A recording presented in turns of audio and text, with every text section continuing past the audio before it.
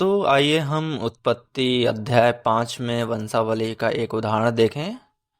क्या हम उत्पत्ति अध्याय 5 की ओर चलें? आप सभी ने पहले उत्पत्ति पढ़ी होगी, हर साल की शुरुआत में ही, है ना? आप कहाँ रुकते हैं, लेकिन कई बार जब हम इस हिस्से में आते हैं तो हमारी प्रवृत्ति बहुत तेजी से पढ़ने या सरसरी निगाह से पढ़ने की होती है और आगे निकल जाने की होती है, सही? क्योंकि इनमें से कुछ नाम और दोहराव उचित हैं। वे नींद की गोलियों से बेहतर काम करती हैं, लेकिन मुझे ये पहले 3 पद पढ़ने दीजिए। यह उस समय के आदम की पीढ़ियों की पुस्तक है जब परमेश्वर ने मनुष्य की रचना की। उसने उसे अपनी समानता में बनाया, उसने उन्हें नर और मादा कहा और उसने उन्हें आशीर्वाद दिया। और उस दिन उनका नाम मनुष्य रखा गया। जब वे बनाए गए थे, जब आदम 130 वर्ष जीवित रहा, तब वह अपनी छवि के अनुसार अपनी ही समानता में एक पुत्र का पिता बना और उसका नाम शेत रखा। और पद 4 में शेत के पिता बनने के बाद आदम 800 वर्ष तक जीवित रहा और उसके और भी बेटे बेटियां उत्पन्न हुईं। पद 5 इस प्रकार आदम कुल मिलाकर 930 वर्ष जीवित रहा और वह मर गया। यह बस यही पैटर्न है, ठीक है? पैटर्न तब शुरू होता है जब वहाँ वहाँ कितने वर्ष का था और वह कब पिता बन गया, और फिर उस बच्चे को जन्म देने के बाद वह कितने साल और जीवित रहा और किस उम्र में उसकी मृत्यु हुई। यही मूल पैटर्न और जानकारी है जो आपको हर पीढ़ी के लिए मिलती है। अब इस वंशावली का परिचय पद 1 और पद 2 में दिया गया है। पहला, तो यह परमेश्वर की छवि और समानता के बारे में बात करता है, इसलिए यह आदम के बारे में बात कर रहा है जो परमेश्वर की छवि और समानता में बनाया गया। और फिर पद तीन में वह कहता है कि उसका अपनी समानता में एक बेटा था। इसलिए जब आदम परमेश्वर की छवि आदम में स्थानांतरित कर दी गई, तो वह परमेश्वर की समानता में आदम था और आदम उसकी अपनी समानता में एक पुत्र था। तो वह किसकी समानता है? परमेश्वर की, है ना? और फिर इसे परमेश्वर से आदम और फिर सेत को स्थानांतरित किया गया। इसलिए यह वंशावली आशा का एक अध्याय है। तो मुझे उत्पत्ति की समीक्षा करने दें। उत्पत्ति अध्याय 1 सृष्टि के बारे में था और यह कहानी सबसे पहले मूसा द्वारा जंगल में इजरायलियों को दर्ज की गई थी और बताई गई थी। जंगल में इजरायली शायद सोच रहे थे कि हम यहाँ क्या कर रहे हैं। परमेश्वर ने दूध और शहद की भूमि का वादा किया था, लेकिन वास्तविकता वास्तविकता यह है कि धूल और हवा। सही? क्या आपको ऐसा कुछ आश्चर्य नहीं होता? जब मुझे यीशु पर विश्वास करने के लिए कहा गया था, तब मुझे आशीर्वाद और खुशी का वादा किया गया था, लेकिन मेरे जीवन को देखो।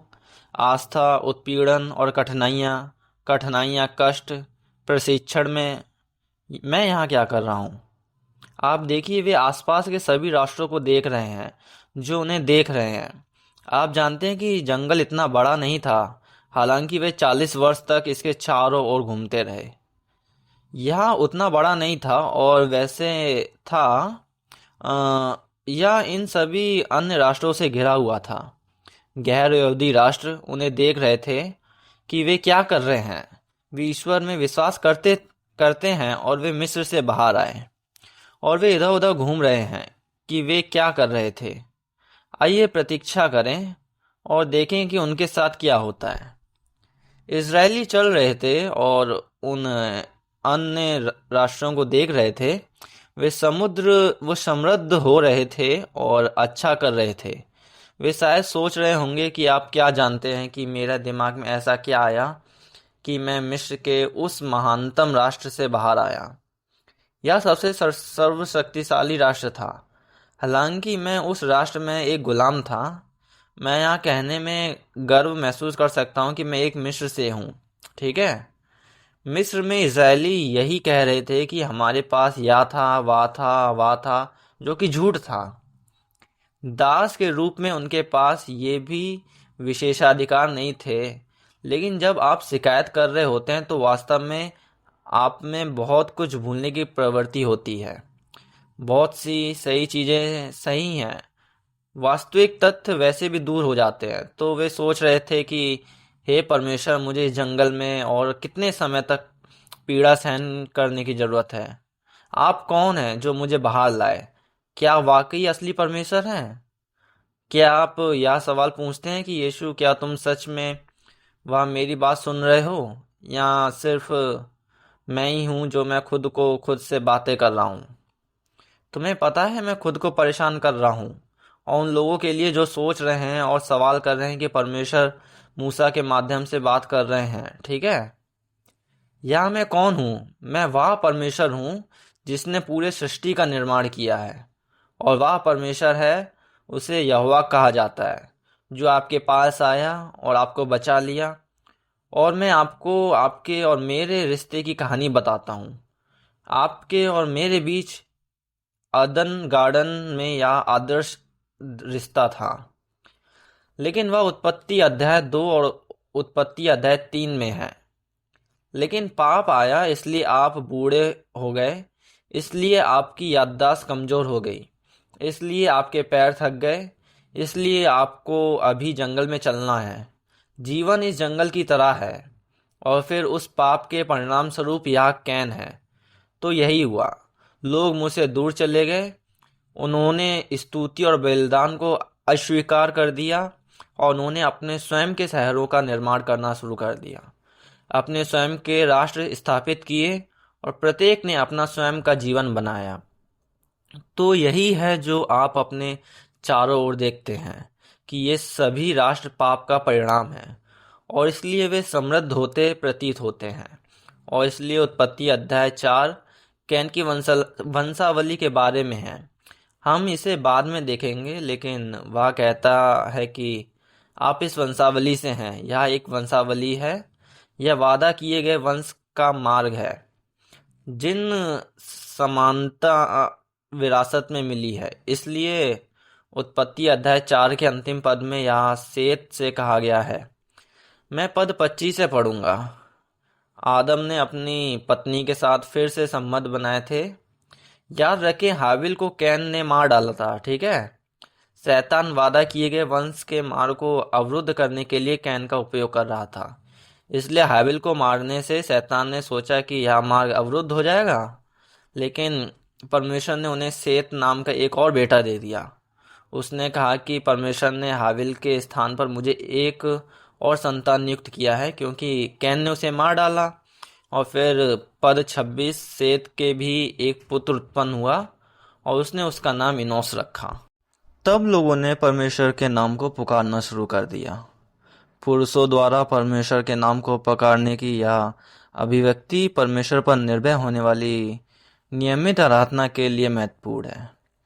इसलिए उत्पत्ति अध्याय 5 में इस वंशावली का वर्णन 6 लोगों द्वारा किया गया है, जो परमेश्वर का नाम और का आह्वान करते थे। इसलिए यह वंशावली हमें यह बताने का परमेश्वर का तरीका है कि यह उन लोगों की वंशावली है जिनके पास अभी भी परमेश्वर का वचन है, जिनके पास अभी भी परमेश्वर की वाचा है, जो अभी भी परमेश्वर के वचन और वाचा को कायम रखते हैं और पकड़ते हैं। तो वे कौन हैं? हमें ये पैटर्न देखना पड़ेगा। या आदम है, सेत, एनोस, तो यह सब उत्पत्ति अध्याय 5 में है। कैनान, महलेल और येरेद, ठीक है? येरेद, हनोक, मतूसले, लेमेक और नूह, ठीक है? एदम के पास एक तो 30 वर्ष की आयु में सेत था, सेत के पास 105 वर्ष की आयु में एनोस था, एनोस के पास 90 वर्ष की आयु में कनान था, कैनान के पास 70 वर्ष की आयु में महलेल था, महलेल के पास 65 वर्ष की आयु में येरेद था, येरेद के पास 162 वर्ष की आयु में हनोक था, हनोक के पास 65 वर्ष की आयु में मैतूसले था, मैतूसले के पास लेमेक था 187 पर, और लेमेक के पास 182 पर नूह था। हमारे पास यही जानकारी है जो हमें उत्पत्ति अध्याय 5 में दी गई है, ठीक है? अब इस जानकारी से हम पर आ सकते हैं। हम कुछ गणना कर सकते हैं, ठीक है। हम एक मानक वर्ष ढूंढा होगा तुलना करने के लिए, देखें। और यदि हम बीसी के साथ जाते हैं तो संख्या बहुत बड़ी हो जाती हैं, इसलिए हम एडम के वर्ष के साथ काम करने का निर्णय लेंगे। उस वर्ष एडम की कितनी उम्र रही होगी, इसलिए मैं इस एडम का वर्ष कहता हूँ, ठीक है। आप सही समझ रहे हैं। इसका मतलब है कि आदम का जन्म शून्य वर्ष में हुआ था, क्योंकि जब वह पैदा हुआ था तो वह शून्य था, ठीक है। सेत का जन्म किस वर्ष में हुआ था, और जब आदम 130 वर्ष का था तो उसके पास सेत था, इसलिए आदम के वर्ष 130 में आप सही समझ रहे हैं। इसलिए आप शून्य और 130 को जोड़ो और आप 130 मिलेगा। अब आप 130 को 105 एनोस में जोड़ें। एनोस का जन्म वर्ष 235 में हुआ था। क्या आप इस गणना को समझ सकते हैं, ठीक है। कैनान का जन्म हुआ था 325, महलैल 395, यरेद 460, हनोक का जन्म 622 में हुआ था। मैतुसले अब यह कठिन हो गया है, ठीक है। 687, लेमेक कुछ 4 और फिर 874 और नूह 1056। क्या यह ठीक है? क्या आप इसका आनंद ले रहे हैं? वंशावली का आनंद ले रहे हैं। और आप शायद सोच रहे हैं कि हम धर्मशास्त्र में गणना करके क्या गणित कर रहे हैं, है ना। एक और जानकारी दी गई है कि वे कितने समय तक जीवित रहे। हम ऐसा करेंगे और एक ब्रेक के लिए जाएंगे। आदम कुल मिलाकर 930 साल जीवित रहे, सेत 912, एनोस 905, कनान 910 जीवित रहे, महलील 895, यरेद 962, हनोक 365 और फिर उन्हें स्वर्ग में उठा लिया गया। वह मरा नहीं था, ठीक है। मैतुसले 969, लेमेक सबसे भाग्यशाली 777, नू 950 वर्ष। ओ तो आइए हम के बारे में सोचे कि आदम के वर्ष के अनुसार गणना करें कि उनकी मृत्यु किस वर्ष हुई थी, ठीक है। तो आप 930 में शून्य जोड़ें। आदम की मृत्यु वर्ष 930 में हुई थी, ठीक है। सेत की मृत्यु 1042 में हुई थी, ठीक है। और एनोस की मृत्यु 1140 में हुई। क्या यह सही है, ठीक है। कहना नहीं, यह गलत है। हाँ, 235 प्लस 905, ठीक है, 1140, ठीक है, ठीक है, ठीक है। ठीक है, या कैनान 1235 सही है। महालेल 1290, ठीक है। यरेद 1422, ठीक है। और फिर हनोक 987, मतुसले 1656 सही, लैमेक 1651, नू 2006, ठीक है। अब क्या इसका मतलब कोई मतलब है कि हम इससे क्या सीख सकते हैं, ठीक है। आइए पहले सोचे कि आदम कितने समय तक जीवित रहा। जो आदम के मरने से पहले पैदा हुआ था, आदम 930 तक जीवित रहा। आदम के मरने के पहले जो पैदा हुआ था उसके अनुसार जन्म का वर्ष यहाँ दिया गया है, ठीक है, ठीक है। जब तक वे वर्ष 930 से पहले पैदा हुए, वे आदम की मृत्यु से पहले पैदा हुए हैं, सही। सेत बेशक एनोस कैनन महलेल, हाँ। यरेद हनोक मधुसले, हाँ। लेमेक, हाँ, सिवाय नूह के, ठीक है। तो ये सभी 9 पीढ़ियां एक दूसरे की समकालीन हैं, ठीक है। आदम इतने लंबे समय तक क्यों जीवित रहा? कुछ लोग कुछ लोग कहते हैं कि उदारवादी धर्मशास्त्री कहते हैं कि ये वास्तविक संख्या नहीं है, ये महीने होंगे, साल नहीं। तो 930 महीने कितने साल होते हैं? क्या किसी के पास कोई कैलकुलेटर है? या 930 विभाजित करके इसकी गणना कर सकता है। 12 कितने वर्ष हैं? महलेल के 65 साल के येरेद के बारे में इसका कोई मतलब नहीं है। महीनों का कोई मतलब नहीं है, इसलिए हम उस पर विश्वास करना होगा जो बाइबल हमें बता रही है। और मैं कल समझाऊंगा नूह की बाढ़ के कारण लोग और चीजें तेजी से पुरानी होने लगी, लेकिन उससे पहले पृथ्वी ऐसे माहौल में था जहां जो लोग जीवित थे वे इतने लंबे समय तक जीवित रहने में सक्षम थे। और जिन लोगों को आप जानते हैं वे बड़े और स्वस्थ थे। इसी तरह वे विश्वास करें कि यह सही वर्ष है। और हमें या बाद में या मैं भी साबित करूंगा कि लैमेक की उम्र कितनी थी।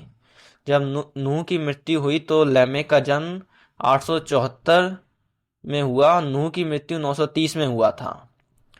तो -874 जब एदम की मृत्यु हुई तब वह 56 वर्ष का था। यह क्यों महत्वपूर्ण है कि परमेश्वर ने आदम को इतने लंबे समय तक जीवित क्यों रखा? इस वंशावली में आदम और यहाँ के बाकी लोगों के बीच क्या अंतर है? परमेश्वर द्वारा बनाए गए आदम के बारे में क्या खास है? आदम अपने वंशजों को क्या सिखा सकता है? आदम अपने वंशजों को क्या सिखाएगा? देखो, केवल आदम ही था जिसने पतन से पहले अनुभव किया था, और पतन के बाद बाकी सभी ने अनुभव किया था। पाप के मानव जाति में आने के बाद जन्मा आदम ही एकमात्र ऐसा व्यक्ति था जिसने पाप के आने से पहले अदन की वाटिका का अनुभव किया था। ठीक है, तो यदि आप आदम होते और आपका बच्चा होता और आप जानते कि अब आप पाप के कारण मरने वाले हैं और वह बच्चा मरने वाला है, तो आप उसको क्या सिखाते? बच्चा, हाँ, तो तुम उन्हें अपनी कहानी बताओगे। तुम जानते हो बेटा, हमें बनाया गया था, परमेश्वर ने हमें शाश्वत होने के लिए बनाया था। नहीं, लेकिन तुम्हारे पिता ने गलती की और परिणाम स्वरूप मुझे मरना होगा। इसलिए हम बूढ़े हो रहे हैं, इसलिए हम बीमार हो रहे हैं, इसलिए हमारे जीवन में ये सारी परेशानी है। लेकिन एक बात आपको याद रखनी होगी, परमेश्वर बीज भेजेंगे जो हमें पुनः स्थापित करेगा। आपको उसका इंतजार करना होगा। हमें नहीं पता कि वह कब आ रहा है। उसने कहा कि वह बीज भेजेगा, और यही कारण है कि आपके भाई हैबिल के मरने के बाद आपकी माँ और मुझको आपको लेना पड़ा, क्योंकि परमेश्वर ने हमें एक बीज देने का वादा किया है और हमें इस बीज को जारी रखने की आवश्यकता है। इसलिए यदि वह आपके समय के दौरान नहीं आता है तो आपको आगे बढ़ाना होगा। सही? अगर मैं उसकी स्थिति में होता तो यह कुछ ऐसा होता जो मैं अपने पोते मेरे बेटे को बताता। हर शरद उत्सव पर बच्चा अपने पापा एडम को देखने आते हैं, और वहाँ हमें क्या कहानी सुना रहा है। मैं कोरियाई हूँ, हम कोरियाई हैं। जब हम इन छुट्टियों के लिए अपने दादा दादी के घर जाते हैं तो हम वही कहानी सुनते हैं जो दादाजी कहानी सुना रहे हैं। वे इस तरह से बताते हैं कि यह पहली बार हो रहा होगा। ठीक है, वे वही कहानी सुनाते हैं, लेकिन जैसे कि वह इस अपने पूरे जीवन में पहली बार बता रहे हों। इतना उत्साहित हैं कि क्या आप जानते हैं कि वह किस बारे में बात कर रहा है? ये कोरियाई दादाजी कोरियाई युद्ध के बारे में बात करते हैं कि कैसे वे युद्ध में महान नायक थे। और वैसे भी एदम शायद अपने बच्चों को पाप के परिणाम के पतन के बारे में सिखा रहे थे, और वादा किया गया था कि बाइबल में इसका प्रमाण है कि क्या आपने वंशावली पढ़ी है? आइए हम उत्पत्ति 5 पद 28 की ओर देखें। निम्नलिखित में मैंने आपको पैटर्न दिखाया है, जैसे कि इस तरह, और जैसे कि जन्म हुआ और इस उम्र में एक निश्चित उम्र में बेटा हुआ और कितने साल और जीवित रहा और किस उम्र में मर गया, यह पैटर्न था।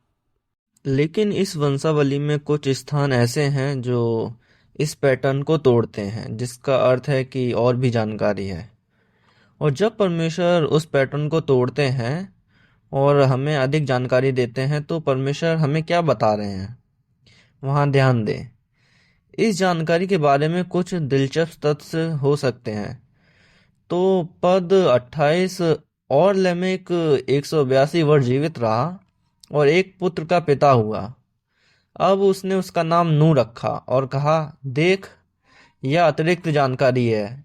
यहाँ यह हमारे हमारे काम से और हमारे हाथों के परिश्रम से जो भूमि पर से उत्पन्न होता है विश्राम देगा, जो परमेश्वर ने श्राप दिया था। तब लेमेक 500 वर्ष जीवित रहा, अर्थात नू के जन्म के पश्चात वह 595 वर्ष जीवित रहा और उसके और भी बेटे बेटियां उत्पन्न हुई। इस प्रकार लेमेक कुल मिलाकर 777 वर्ष जीवित रहा। इसलिए यह अतिरिक्त जानकारी है जिसके कारण उसने अपने बेटा का नाम नू रखा था। क्या कारण है कि उन्होंने कहा कि यह बेटा हमें आराम देगा? यही नू का मतलब है, आराम।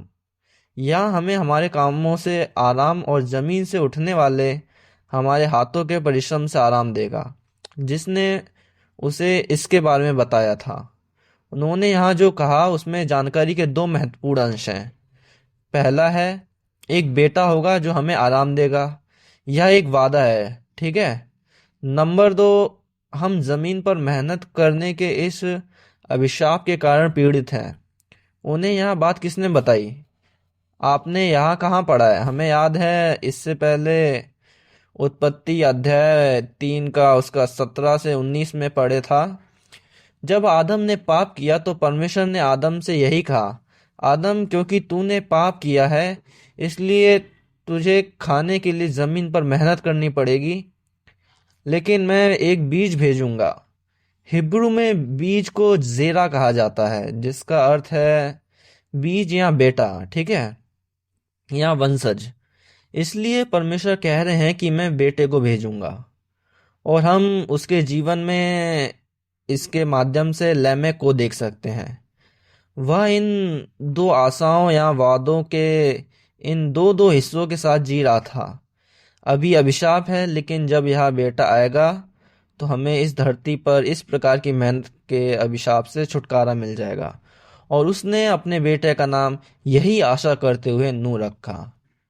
तो यहाँ लेमेक में जिसने उसे इस सांप के बारे में, इस वादे के बारे में बताया, वह आदम ही होगा। आदम ही एकमात्र ऐसा व्यक्ति है जो जानता था कि संभवतः मर चुका है, लेकिन उसने यह सुनिश्चित किया कि मेरे पास मसीह के लिए सही समझ और आशा है। मसीह के लिए और आदम की मृत्यु हो गई, लेकिन याद रखें कि नूह ही वह व्यक्ति था जिसके पास विश्वास था। नूह के पास इतना महान विश्वास कैसे था? उत्पत्ति अध्याय 6, जब सारा संसार दुष्ट और भ्रष्ट था, नूह ने प्रभु की दृष्टि में अनुग्रह पाया। वह निर्दोष पाया गया। वह परमेश्वर के साथ चल रहा था। यह उत्पत्ति अध्याय 6 उसका पद 8 है और सही है कि नूह के पास इतना महान विश्वास कैसे था, जिसने उसे सिखाया कि आदम जीवित नहीं था, ठीक है। लेकिन लेमेक, हम देख सकते हैं कि बाइबल हमें एक सुराग देती है कि लेमेक का ध्यान उस परमेश्वर के वादे पर था। परमेश्वर यह सुनिश्चित करता है कि उसकी वंशावली, उसकी वाचा जारी रहे। एक और चीज जो आप यहाँ पा सकते हैं, यदि आपको इन 10 नामों में से किसी एक व्यक्ति को चुनना हो जिसके जैसा आप बनना चाहते हैं या आप उसके बारे में सीखना चाहते हैं, तो आप कौन होंगे? वाह, यह सही काम पर ही काम किया जा रहा है। हम सब मरना नहीं चाहते हैं, है ना? इसलिए हम हनोक से सीखना चाहते हैं कि हनोक में ऐसा क्या खास है। हनोक मरा नहीं था। आप यह कैसे साबित करते हैं कि बाइबल हमें बताती है? बहुत सही। पद 21, उत्पत्ति अध्याय 5 उसका पद 21 है। हनोक 65 वर्ष जीवित रहा और मतूशले का पिता बना। फिर मतूशले के जन्म के बाद हनोक 300 वर्ष तक परमेश्वर के साथ चलता रहा और उसके और भी बेटे बेटियां उत्पन्न हुई। इस प्रकार हनोक की कुल आयु 365 वर्ष हुई। पद 24 यह एक और जगह है जो पैटर्न से बाहर निकलती है। हनोक परमेश्वर के साथ चलता था और फिर वह लोप हो गया क्योंकि परमेश्वर ने उसे उठा लिया। इसका मतलब यह नहीं है कि वो मर गया। कहते हैं कि हनोक परमेश्वर के साथ चला गया, और इसका मतलब यह नहीं था कि वो मर गया। लेकिन याद रखें कि हमें ओल्ड टेस्टामेंट और न्यू टेस्टामेंट दोनों को पढ़ना है, ठीक है। इब्रानियों अध्याय 11 पद 5, विश्वास ही से हनोक उठा लिया गया कि वह मृत्यु को ना देखे और उसका पता ना मिला, क्योंकि परमेश्वर ने उसे उठा लिया था। क्योंकि उसने यह गवाही दी थी, उठाए जाने से पहले उसने परमेश्वर को प्रसन्न किया है। हनोक ने मृत्यु नहीं देखी। हनोक निश्चित रूप से यीशु का पूर्वाभास है, लेकिन साथ ही वह हमें आशा भी देता है। अब वह हमें कैसी आशा देता है? आशा है कि इस वंशावली के अनुसार दूसरा कौन है? कौन पहला व्यक्ति है जिसने इस पृथ्वी पर अपना जीवन समाप्त किया? इन संख्याओं के अनुसार आपको मृत्यु का वर्ष देखना होगा कि वह पहला व्यक्ति कौन है जिसने अपना जीवन समाप्त किया। आदम मृत्यु के अधिकार के माध्यम से दूसरा व्यक्ति है जिसने इस पृथ्वी पर अपना जीवन समाप्त किया, हनोक। ठीक है, हनोक जीवन भर मृत्यु नहीं देखा। यदि आदम सिखा रहा था कि मुझे मरना होगा क्योंकि मैंने पाप किया है, और परमेश्वर ने कहा कि यदि तुम उस फल को खाओगे तो तुम निश्चित रूप से मरोगे, और आदम सिखा रहा है कि मैं निश्चित रूप से मरूंगा, लेकिन आप लोग शायद वह समझ सकते हैं कि वह अपने बच्चों को सिखा रहा है, यदि आप परमेश्वर के वचन को पकड़ते हैं, यदि आप इस अनुबंध को पकड़ते हैं तो परमेश्वर के साथ चलते हैं।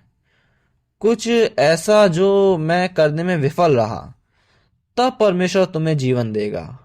और हनोक उस तरह का ईश्वर के साथ जीवन जीने का एक बेहतरीन उदाहरण से दिखाता है, और उसे उठा लिया गया है।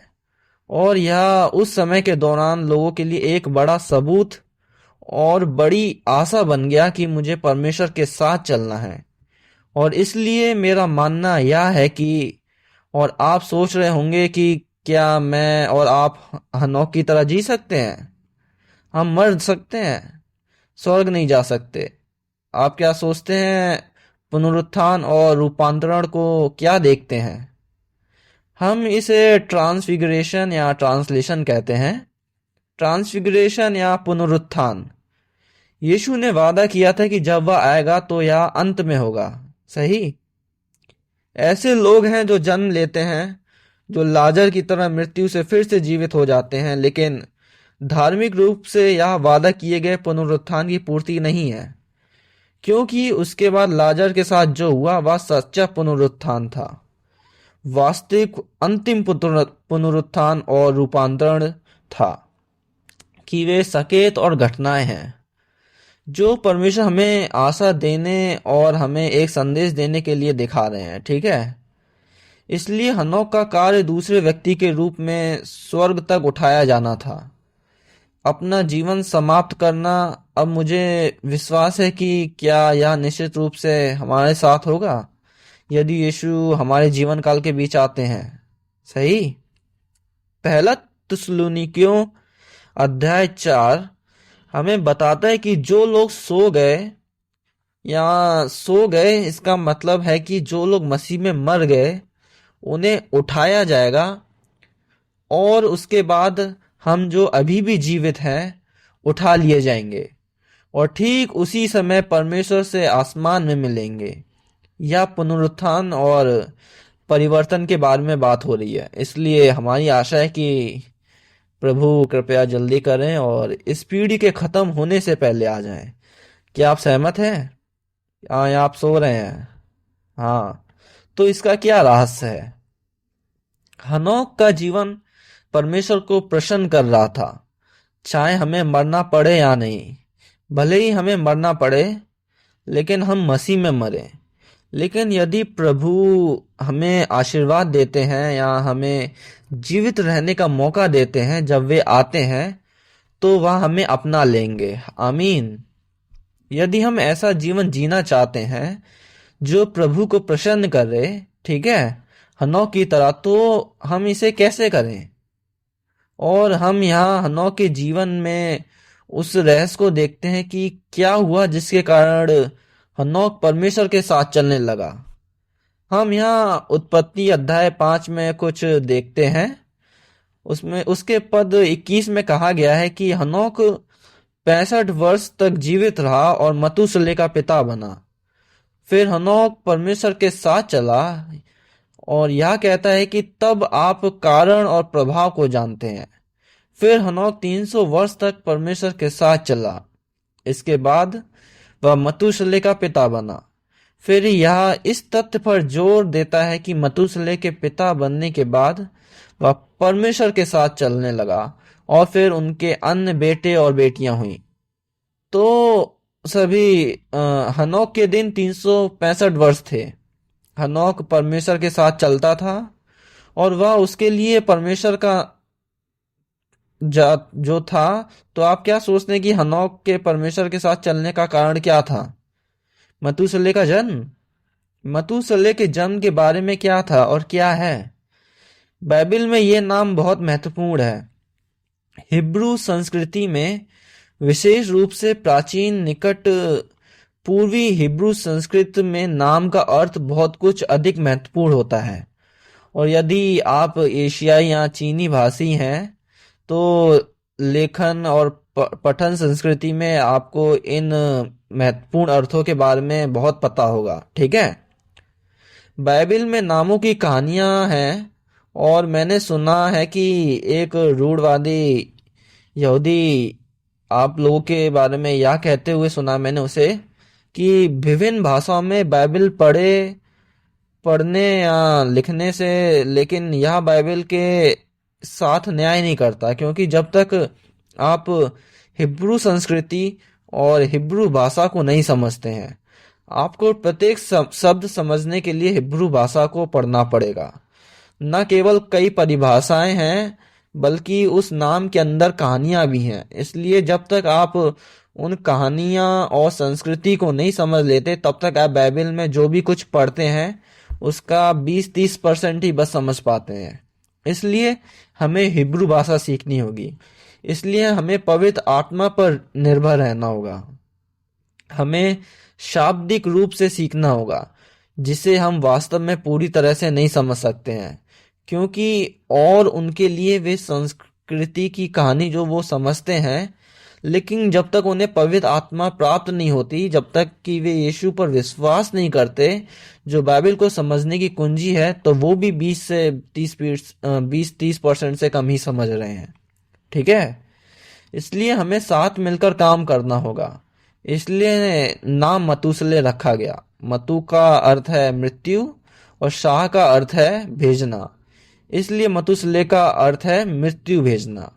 लेकिन उस समय के दौरान मतूशले एक परमेश्वर या मूर्ति का नाम था। इसे इस तरह से समझें कि वे ईश्वर के विश्वासी नहीं हुआ करते थे। अन्य शहरों और राष्ट्रों की रक्षा परमेश्वर के रूप में की जाती थी। इसलिए उनका मानना था कि यदि यह आंकड़ा गिरता है या टूट जाता है तो उनका शहर बर्बाद हो जाएगा और उनके शहर की सुरक्षा खत्म हो जाएगी। परमेश्वर की रक्षा होगी, यह उनका शहर होगा। और फिर उन्होंने आक्रमण किया और उन लोगों को बुलाया जो वॉच टावर पर निगरानी कर रहे थे। देखो, कोई दुश्मन तो नहीं आ रहा। उन लोगों को मतूशले कहा जाता था, भाला फेंकने वाला या तीर फेंकने वाला रक्षक। इसलिए मतूशले के पास वह सांस्कृतिक अर्थ था, एक रक्षक। इसलिए उनकी समझ यह थी कि यदि वह मर जाता है तो अंत उनके शहर में आ जाएगा। इसलिए आपके लिए आसान बनाने के लिए उसके नाम का अर्थ है प्रलय, प्रलय का दिन, न्याय का दिन या अंत समय। कल्पना कीजिए कि मेरे एक बेटे का नाम एडम एंड टाइम है, मेरे परिवार का नाम किम एंड टाइम है, ठीक है। किम हनी हमारा बेटा है? हाँ, अंत समय यह पहले ही आ चुका है। यह देखने के लिए क्या आपको लगता है कि हनोक यही है? अपने बेटे का नाम मतुसले रखना चाहता था। शायद एक रक्षक एक अच्छा अर्थ है, लेकिन यह परमेश्वर का रहस्योद्घाटन है। जब आपका बेटा मर जाता है और जब आपका बेटा पैदा होता है तो आप नहीं जानते कि वह कब मरने वाला है। हम नहीं जानते कि जब आपका बेटा मर जाएगा तो आपका अंत आ जाएगा। वास्तव में यदि हम हनोक वास्तव में विश्वास करता था कि वह दिन ब दिन सोचता रहता, पूछता रहता कि आज आज वह दिन है, आज का दिन है जब अंत होगा। आओ, और मुझे लगता है कि आपको और मुझे उस तरह के दृष्टिकोण के साथ जीने की जरूरत है, युगांतकारी मन के साथ। आज वह दिन है जब प्रभु वापस आएंगे। आज वह दिन है जब प्रभु पूछ रहे हैं मैं। और इसलिए पहले 65 वर्ष तक वह शायद ईश्वर में विश्वास करते थे, लेकिन उसने ऐसा नहीं किया। यह पहले 65 वर्षों के बारे में बहुत कुछ नहीं कहता, लेकिन मतुसले होने के बाद हनोक 300 वर्ष तक परमेश्वर के साथ चलता रहा, जब तक कि परमेश्वर ने उसे उठा नहीं लिया। परमेश्वर उससे बहुत खुश थे। परमेश्वर ने कहा, मैं तुझे वहां नहीं छोड़ सकता, तुझे आना ही होगा। उसे बड़ा किया, और तुम और मैं, चाहे हम जिए या मरे, उस तरह का जीवन जिए जहां हम परमेश्वर की उपस्थिति के प्रति सचेत और जागरूक रह सकें। और कब, कहाँ और कैसे। आप, यदि परमेश्वर ने अगर आपसे कहा कि आज आपका आखिरी दिन है, खुदा ना करे यदि परमेश्वर ने आपसे कहा कि आज आपका आखिरी दिन है, तो आप आज क्या कर रहे होते? बाहर जाते और पार्टी करते और बहुत कुछ खाते जो आपको पसंद है, या फिर आप अपने रिश्ते को बनाने के लिए परमेश्वर के साथ सुलह करने के लिए घुटनों के बल बैठे होते। सही?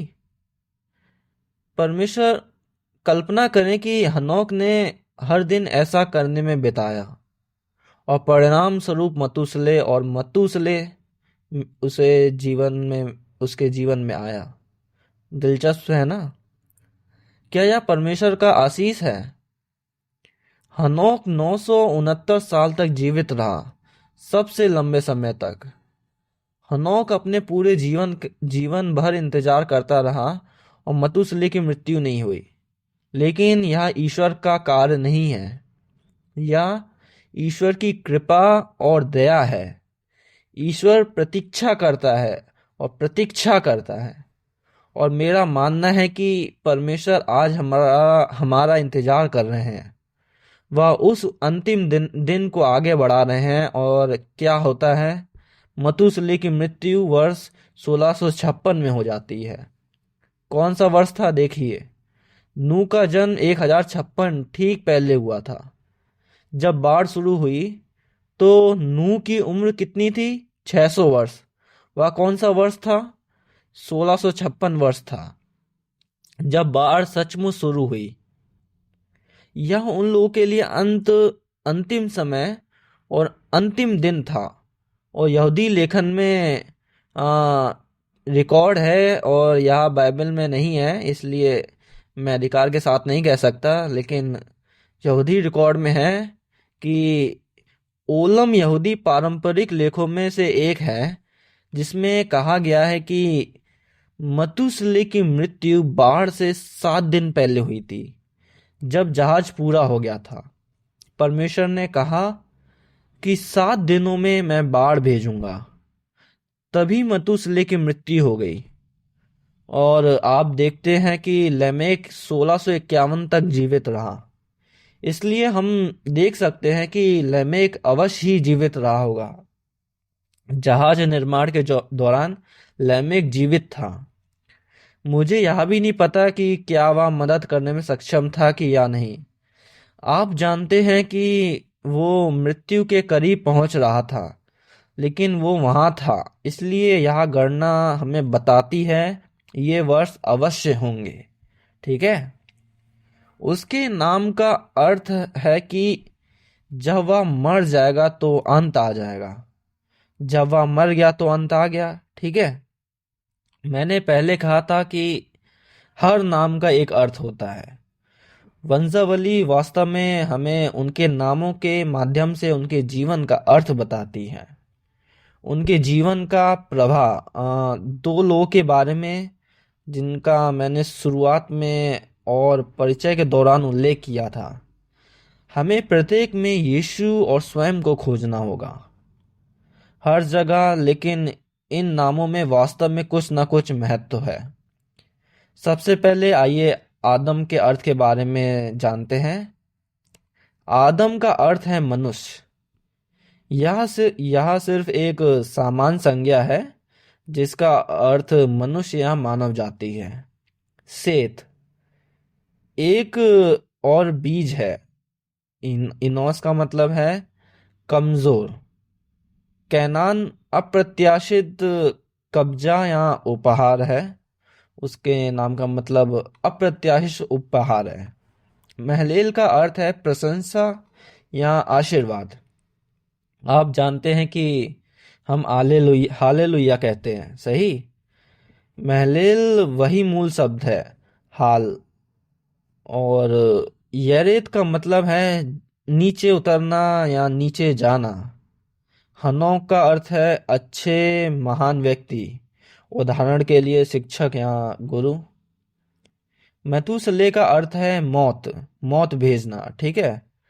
लैमेक का अर्थ है मजबूत और नूह का अर्थ है आराम। ठीक है। हम यहाँ किस तरह का संदेश देखते हैं? आइए सोचें कि यीशु हमारे पास कैसे आते हैं, क्योंकि हर हर पीढ़ी उम्मीद कर रही थी कि वह क्या है, वह कब आएगा। जब यह बीज कौन है?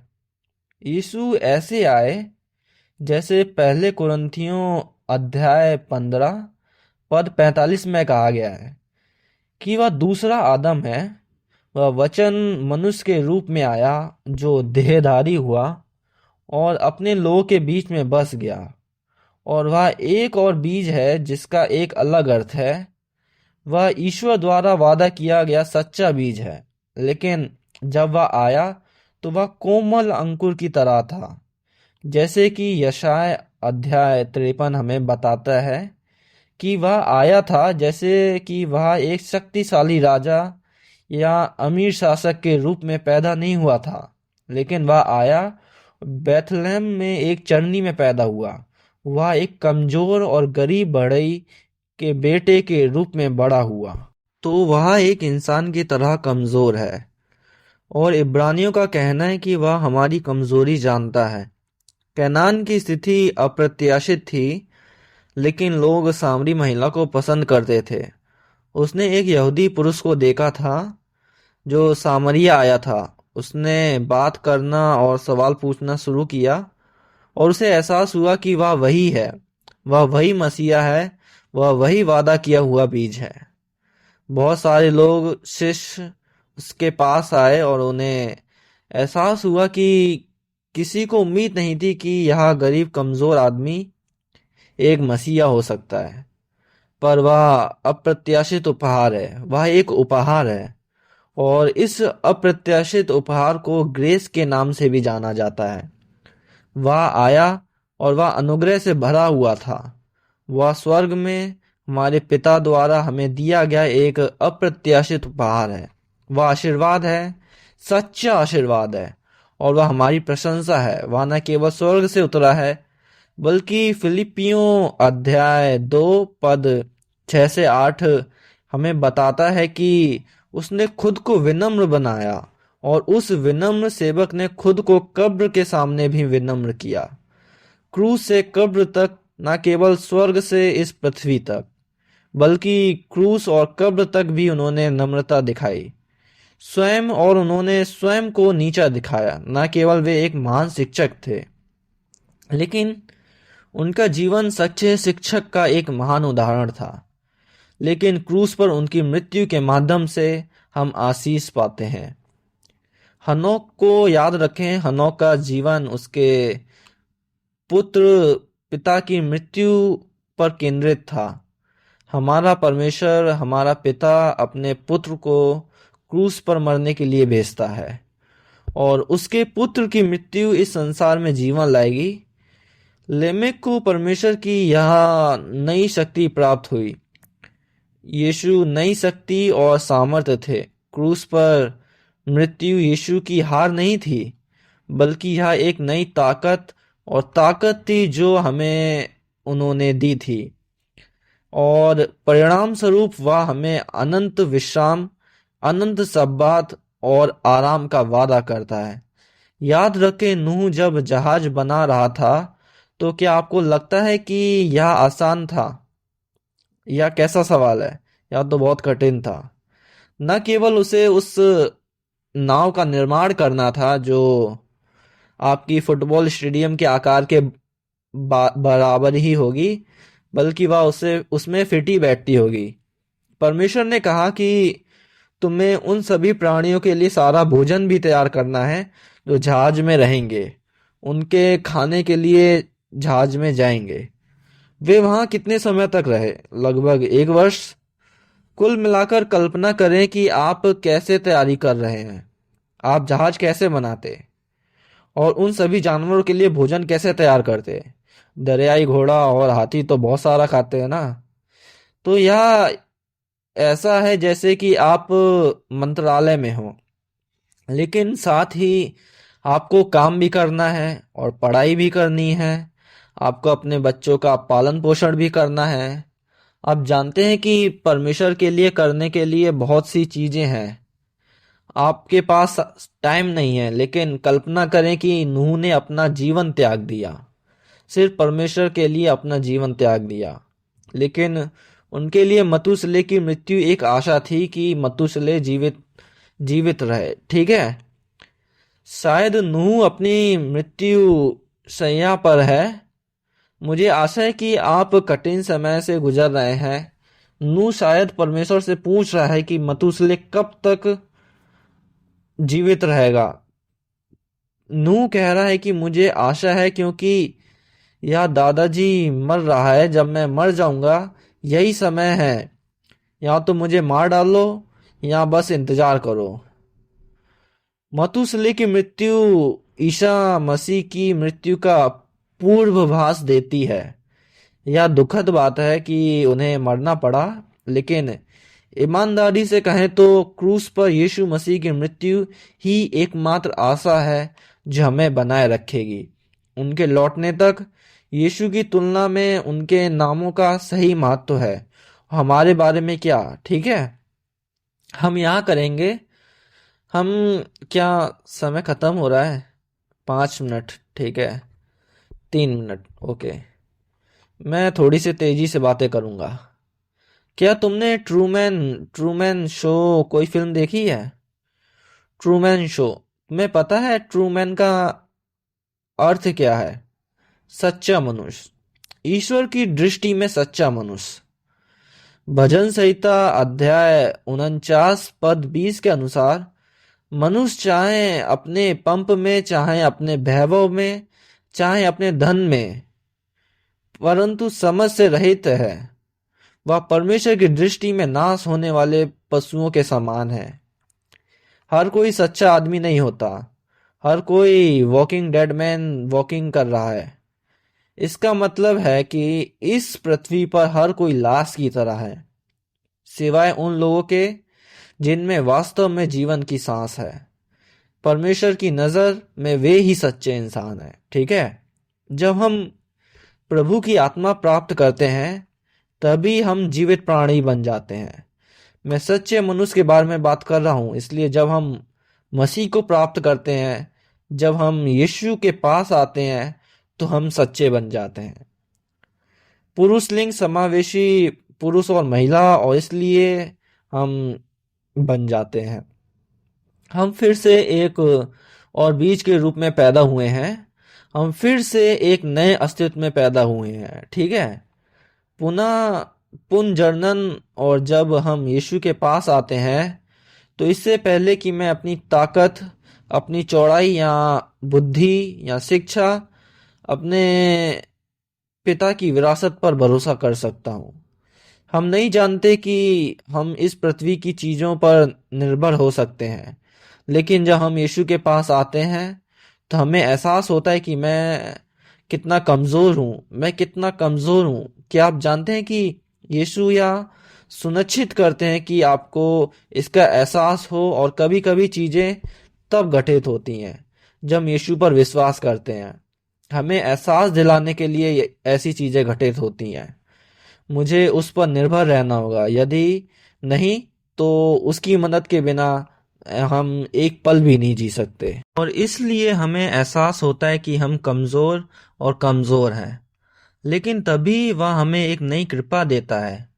आप जानते हैं, मुझे आशा है कि आपने इसका अनुभव किया होगा, लेकिन यदि आपने नहीं किया है तो मुझे आशा है कि आप इसका अनुभव कर सकते हैं। हम निचले स्तर पर आते हैं, हम लगभग ऐसा महसूस कर सकते हैं कि जैसे मैंने जमीन पर प्रहार किया। कोई उम्मीद नहीं है, मुझे बस यह एहसास हो रहा है कि मैं कितना कमजोर हूँ, मैं कितना पापी हूँ। लेकिन फिर शक्ति और आशा की वह नई भावना है जो वह हमें किसी तरह प्रार्थना के शब्दों में देता है। मसीह में भाइयों और बहनों के साथ हमारी संगति में परमेश्वर का वचन सुनना वही तो कुछ अनुग्रह है। मैं इसके लायक नहीं हूं, लेकिन फिर भी उसने मुझे वह दिया है। हमें एहसास हुआ कि यीशु का खून कितना कीमती है, और हमें आशा है कि यह अप्रत्याशित अनुग्रह उपहार है। और जिन लोगों ने उस अनुग्रह का अनुभव किया है, आप इसे समझा नहीं सकते हैं, लेकिन आप नहीं जानते कि यह कहाँ है और कहाँ से आता है, लेकिन आप खुशी से भर गए हैं। आप किसी भी तरह प्रभु की स्तुति करना चाहते हैं। आप अपना जीवन प्रभु के लिए जीना चाहते हैं। क्या अब आपने अनुभव किया है कि क्या मैं आमीन सुन सकता हूँ? यदि आपके पास नहीं है, और यदि आपने इसका अनुभव भी नहीं किया है, तो भी मैं प्रभु के नाम पर आपको आशीर्वाद देता हूँ कि आप अनुभव कर सकते हैं कि उसके बिना हम एक कदम भी आगे नहीं बढ़ा सकते। हम सभी अपने आप को देखकर उदास हो जाएंगे कि मैं कितना पापी हूँ, और हम उस कृपा के बिना अपने अतीत से छुटकारा नहीं पा सकते। लेकिन वह कृपा हमें उस प्रचुर आनंद की अनुमति देती है, और जब हमारे पास वह आनंद होता है तो हम क्या करते हैं? हम उसकी प्रशंसा करते हैं। हम उसके आभारी होते हैं कि हमारा जीवन एक प्रशंसा है। और उसके बाद हम सीखते हैं, जब एक परिपक्व होते हैं, जैसे कि हम विश्वास में परिपक्व होते हैं, हम खुद को विनम्र करना सीखते हैं। हम नीचे जाते हैं, और जो लोग कुछ समय के लिए चर्च में रहे हैं, वे नए को अधिक और मौका देंगे। युवा पीढ़ी और वे पीछे से समर्थन करते हैं। वे ऐसा नहीं करते क्योंकि हम विश्वास में परिपक्व हैं। हम उस श्रेय या मान्यता की तलाश नहीं करते रहते हैं। हम ईश्वर का काम विनम्रता पूर्वक कर रहे हैं।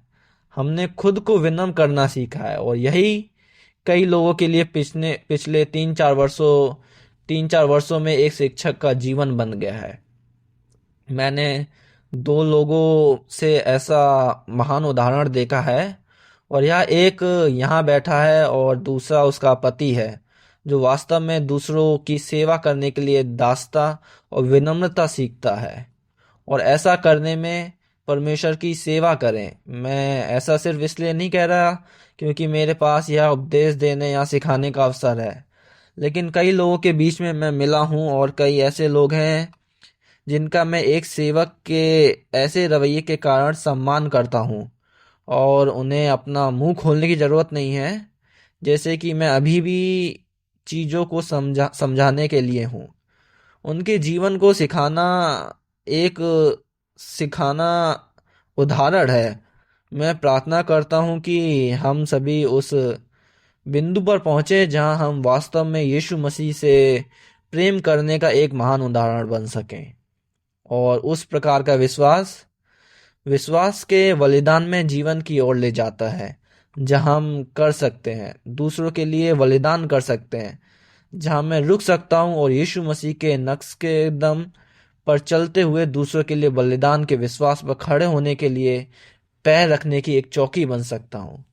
लेकिन जब हम बलिदान देते हैं तो परमेश्वर हमें जमीन पर छोड़ने के लिए नहीं छोड़ते।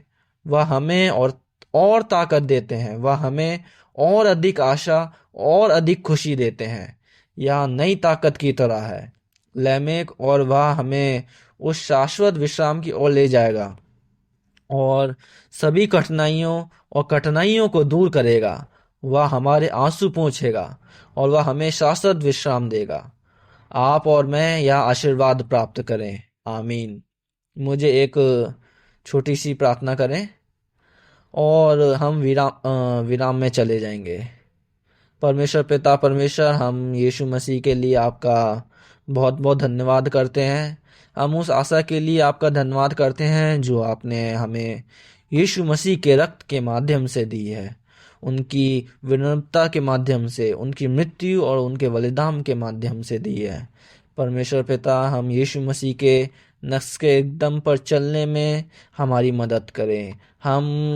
हमें अनुमति दें, आनंद दें और अनंत जीवन और आनंद का अनुभव कराएं।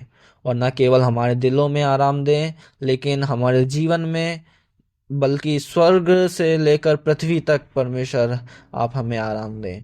और पिताजी, हम उस शाश्वत शब्द के अपने आशीर्वाद के लिए प्रार्थना करते हैं और यहाँ मौजूद सभी लोगों, उनके परिवारों और उनके प्रतिनिधियों करने वाले चर्चों और जिन लोगों से हम प्यार करते हैं उन सभी के लिए प्रार्थना करते हैं, उनके सांत्वना के लिए प्रार्थना करते हैं। और परमेश्वर, या हम आपकी कृपा के लिए बहुत बहुत धन्यवाद देते हैं और यह प्रार्थना हम यीशु मसीह के नाम से मांगते हैं। आमीन।